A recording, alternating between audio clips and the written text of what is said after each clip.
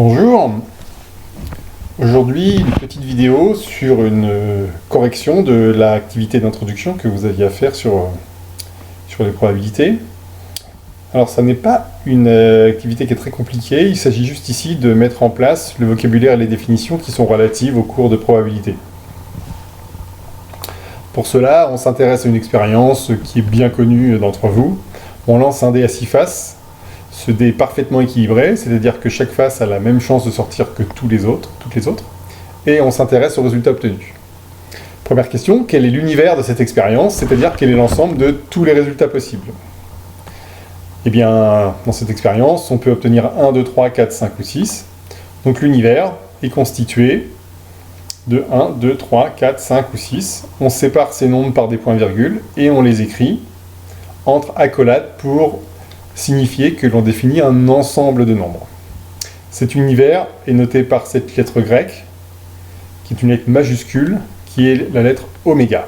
Oméga désignera toujours l'univers, c'est-à-dire l'ensemble de tous les résultats possibles. Question suivante, on définit la notion d'événement élémentaire. Alors un événement élémentaire d'une expérience, c'est un des résultats. Quelle est la probabilité de chacun des événements élémentaires? Alors sous-entendu, ils ont tous la même probabilité parce que le dé est parfaitement équilibré. Et cette probabilité, on la note P. Bien, vous avez une chance sur 6 de tirer le 1, une chance sur 6 de tirer le 2, une chance sur 6 de tirer le 3, etc.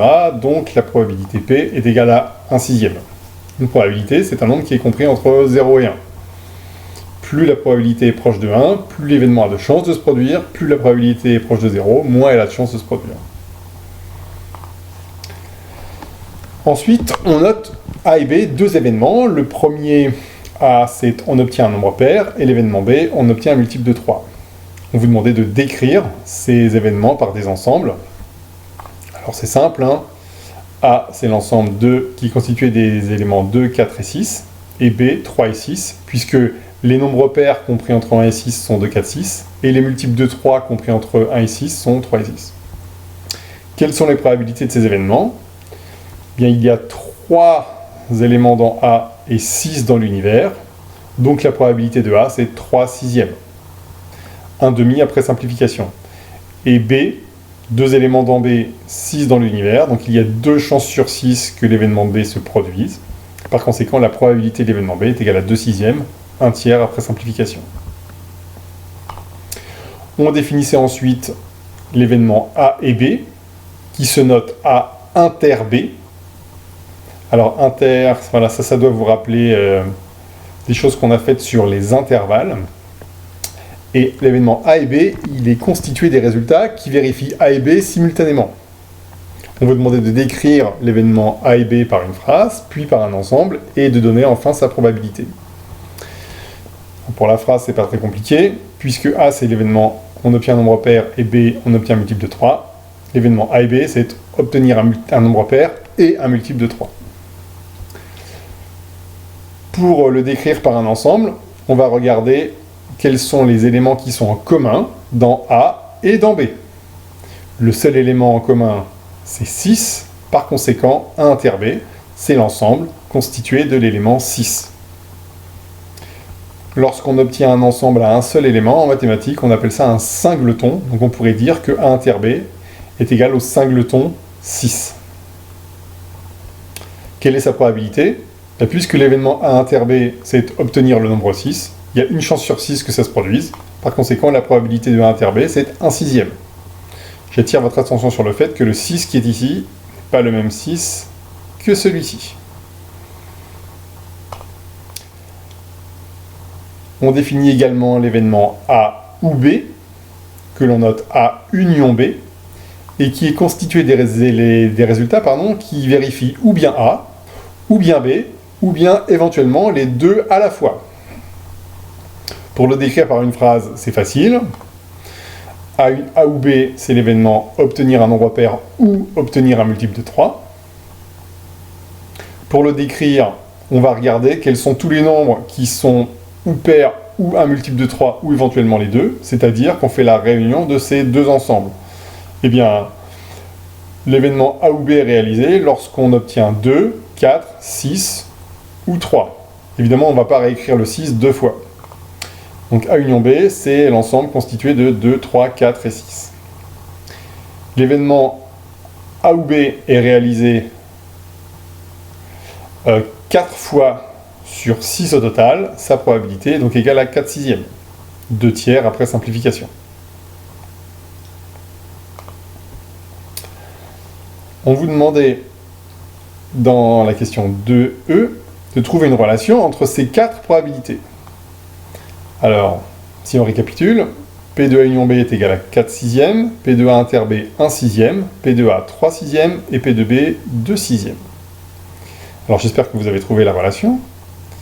Ici, je les ai écrites en colonnes, parce qu'il est immédiat, ça se voit tout de suite, que lorsqu'on additionne 4 sixièmes et 1 sixième, on trouve 5 sixièmes, et lorsqu'on additionne 3 sixièmes et 2 sixièmes, on trouve également 5 sixièmes. Par conséquent, la somme de ces deux-là est égale à la somme de ces deux-là. Ce qui s'écrit P de A union B plus P de A inter B est égal à P de A plus P de B. Cette formule, en fait, est générale, c'est-à-dire que quels que soient les événements A et B, cette égalité sera toujours vérifiée. Alors on peut essayer de comprendre pourquoi, ici dans cet exemple, elle est vraie. Lorsqu'on revient aux ensembles, lorsqu'on fait la réunion de ces deux ensembles-là, à cause du fait qu'on a un élément qui est en commun, là quand on les compte 1, 2, 3, 4, 5 éléments, quand on fait la réunion, on n'obtient que 4 éléments. Pourquoi? Parce que ceux qui sont en double ne sont pas écrits 2 fois. Par contre, ceux qui sont en double sont écrits dans A inter B. Ce qui fait que pour compter, si on compte le nombre d'éléments dans A plus le nombre d'éléments dans B, on va trouver le nombre d'éléments dans A union B plus le nombre d'éléments dans A inter B, puisque A inter B, ça compte tous les éléments qui sont en double. Et ça explique pourquoi P de A plus P de B, c'est P de A union B plus P de A inter B. Dernier événement à bien connaître, c'est l'événement contraire. Alors l'événement contraire de A, il est noté A avec une barre au-dessus, et on dit A bar. Et lui, il est constitué de tous les résultats de l'univers qui ne sont pas présents dans A. Alors pour décrire A bar par une phrase, il suffit de se souvenir ce que c'est que A. Donc A, c'est obtenir tous les nombres pairs. Par conséquent, A bar, on peut le dire de deux manières. Soit c'est obtenir un nombre qui n'est pas pair, soit obtenir un nombre qui est impair. Les nombres impairs compris entre 1 et 6 sont 1, 3 et 5. Et la probabilité de l'événement A bar, c'est 3 sixièmes, parce qu'il y a 3 éléments dans A bar et 6 dans l'univers. Il fallait écrire une relation entre P de A et P de A bar. P de A plus P de A bar, c'est égal à 1. P de A, c'était 3 sixièmes. 3 sixièmes plus 3 sixièmes, ça fait 6 sixièmes, qui vaut 1. Alors pourquoi est-ce que cette égalité sera tout le temps vraie, quel que soit l'événement A? Parce que soit un événement A est réalisé, soit son contraire est réalisé. Et donc la somme des deux probabilités, c'est 1, parce que 1, c'est la probabilité d'un événement certain. Et ce qui est certain, c'est que soit A est réalisé, soit A bar est réalisé. Parce que soit un événement est réalisé, soit son contraire l'est.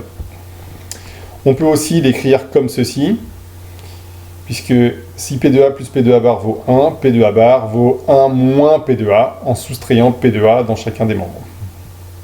Ça signifie que si vous connaissez P de A, vous allez tout de suite pouvoir trouver P de A bar. Deuxième partie, je vais revenir sur l'énoncé. Donc là, on dispose d'un dé à 6 faces, et on veut savoir s'il est bien équilibré. Alors pour cela, on le lance un grand nombre de fois, et on calcule les fréquences d'apparition de chacune des faces. Et voici ce qu'on a établi. Alors qu'est-ce que ça signifie? Ça signifie que, ici, le 6, en moyenne, sort une fois sur 25 lancés. Le 5, ici, sort 4 fois en moyenne sur 25 lancés. Et le 1, le 2, le 3 et le 4 ont la même fréquence d'apparition, mais on ne connaît pas cette fréquence. Alors la première chose que l'on peut dire, c'est que le dé n'est pas du tout bien équilibré, puisque le 5 a tendance à sortir 4 fois plus que le 1, puisque 4 fois sur 25 on obtient 5, et seulement une fois sur 25 on obtient le 6. Bon, par conséquent, si vous jouez à un jeu où vous gagnez quand vous faites des 6, vous avez peu d'intérêt à choisir ce dé. Bien. Alors, on va s'intéresser aux autres fréquences d'apparition parce qu'on aimerait bien les déterminer. Alors déjà, je les ai écrites sur 25, parce que les autres sont déjà écrites sur 25. Et les nombres qui sont en rouge, là, je les ai notés avec un point d'interrogation. Et ce sont les 4 mêmes nombres, puisque les 4 fréquences ici sont les mêmes. Alors il est pertinent déjà dans un premier temps d'additionner les 2 fréquences qui sont ici. On trouve 5 25e. Ça signifie qu'en moyenne, 5 fois sur 25, vous allez obtenir soit un 5, soit un 6. Mais la somme des 6 fréquences, elle, est égale à 1, c'est-à-dire 25 sur 25. Par conséquent, la somme des 4 premières est égale à 20 sur 25, parce que 20 sur 25 plus 5 sur 25 est égal à 25 sur 25. Et en plus, les 4 numérateurs qui sont là sont tous les mêmes, et on veut que ce soit égal à 20. Alors je vous rappelle que comme on a les mêmes dénominateurs, on peut additionner les fractions.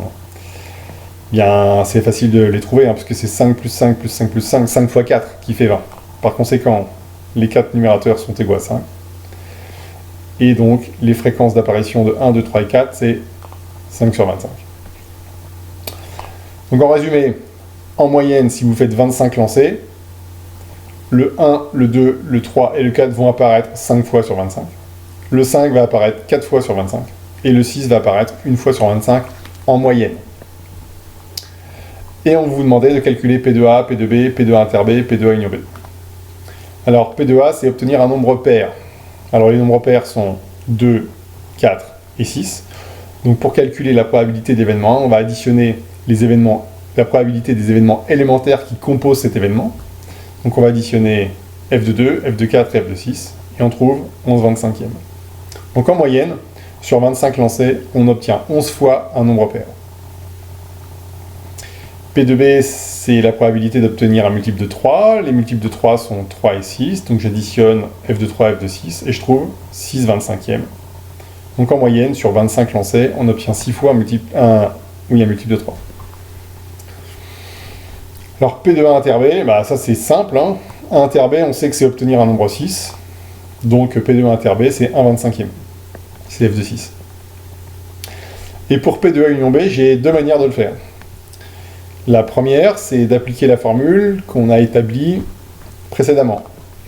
Et donc je sais que quand j'additionne P2A union B et P2A inter B, j'obtiens P2A plus P2B. Donc P2A union B, c'est P2A plus P2B moins P2A inter B. Donc je vais additionner les deux qui sont là, et je vais retrancher celle-ci.